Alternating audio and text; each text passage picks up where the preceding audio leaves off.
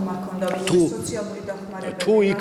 თუ იქნება ასეთის გამოჩნდება, არც ამას არ დაგიმალავთ და ტოტალურად გადამოწდება ყველა და ყველაფერი. ქართული ოცნება სოციალურად დაუცველი ოჯახების ტოტალურად გადამოწმებას იწყებს.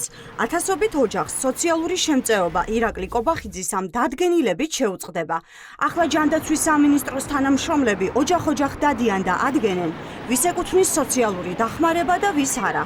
კობახიძე იუწყება, რომ ხალხი კარგად ცხოვრობს და სოციალურ შემწეობას აღარ საჭიროებს. მოწდება ყველა, აღმოჩნდა ბევრი მათ შორის მაღალშემოსავლიანი ოჯახიც, ბუნებრივია მაღალშემოსავლიანი ოჯახები ვერ იქნებიან მომავალში ამ სიაში და ამას საზოგადოება რა თქმა უნდა პირუთვნულად გაიგებს. ჩვენ არაფერი დასამალი არ აქვს. როგორ აღმოჩნდნენ სოციალური შემწეობის მიმღებთა შორის მაღალშემოსავლიანი და მდიდარი ოჯახები? ღარიბი ხალხი ერთბაშად გამდიდრდა თუ სოციალური დახმარება თავიდანვე შეძლებულ ხალხს საარჩევნო ხმების სანაცვლოდ დაენიშნათ. და თუ ასია, მაშინ ვინ ჩაიდინა ეს დანაშაული? მინისტრის მოადგილე ამბობს, რომ დაწყებული შემოწმებებით ყველაფერი გაირკვევა. საქართველოს მთავრობამ, ჯანდაცვის სამინისტრომ ჩათვალა ამ მიმართულებით, რომ აუცილებელია ამ პროცესის გადაუდებლად დაწყება და ჩვენ ხა დასაწყისში ვართ ამ საკმაოდ ხანგრძლივ პროცესზე, რომელიც სავარაუდოდ წლის ბოლომდე გაგრძელდება. სამართლო თუ იქნებოდა ვინმესთვის დანიშნული, ვინ არის პასუხისმგებელი და გამოძიებაც ხომ არ შეიძლება. ამასაც ყველაფერს გავარკვევთ, შევხედოთ, დასრულდეს ეს პროცესი, წინს მე ვერ გეტყვით. დღეს საქართველოში 700,000-მდე ადამიანი სოციალურ დახმარებას იღებს. ქართულ ოცნებას ეს რიცხვი არ მოსწონს, რადგანაც ივანიშვილის პარტიის პროპაგანდა ორნიშნა ეკონომიკურ ზრდაზე და გასაოცარ ეკონომიკაზე საუბრობს.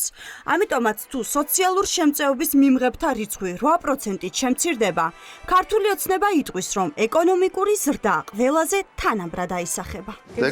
ეკონომიკური ზრდა როგორ ყატყობ თუ ვერ ატყობ? ყველას. მათ შორის იმ ადამიანებთან, რომელიც დასაქმდნენ ბოლო 4 წლის განმავლობაში და წლიურად დაახლოებით 50,000 იზრდება დასაქმებულთა რაოდენობა. არ საქმდებიან ეს ადამიანები? სიღარიბე არ არის ქვეყანაში. სიღარიბე რო არის, კი მცირდება სიღარიბისტები და არის სიღარიბე სამწუხაროდ. ეს ის გამონაკლისი შემთხვევაა, როდესაც ოპოზიცია ქართულ ოცნებას ეთანხმება. ხელისუფლების ოპონენტები ამბობენ, რომ სოციალური დახმარება ნამდვილად აქვს ბევრ შეძლებულ ოჯახს. მათ შორის ამ დახმარებით სახელმწიფო უწყებებში დასაქმებული ადამიანებიც კი სარგებლობენ.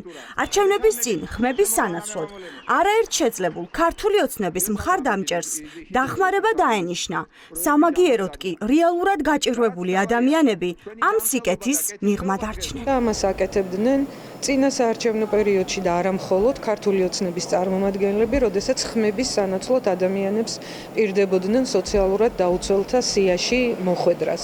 მე ვიცი, რომ სამწუხარო მაგალითებია სახელმწიფო უწყებებში დასაქმებული ადამიანები, მათ შორის დეპუტატებიც, კი საკრებულოს წარმომადგენლებიც კი იღებდნენ სოციალურ დახმარებას. სინამდვილეში არჩევნების წინ ხდება გაზრდა, გაბერვა უსასრულოციების საკუთარი მომხრეებით მათ შორის, იმათი ჩათვლით, ვინც ხმაში გაეცვლება ეს სტატუსი, როგორც კი ეს საჭიროება იხსნება, მერე ეს ხალხიც გადის აფსიებიდან. ჩვენი ინფორმაციით, ათასობით ოჯახი უკვე შემოწმებულია. რამდენიმე თვეში კი ჯანდაცვის სამინისტრო შუალედურ ანგარიშსაც გამოაქვეყნებს.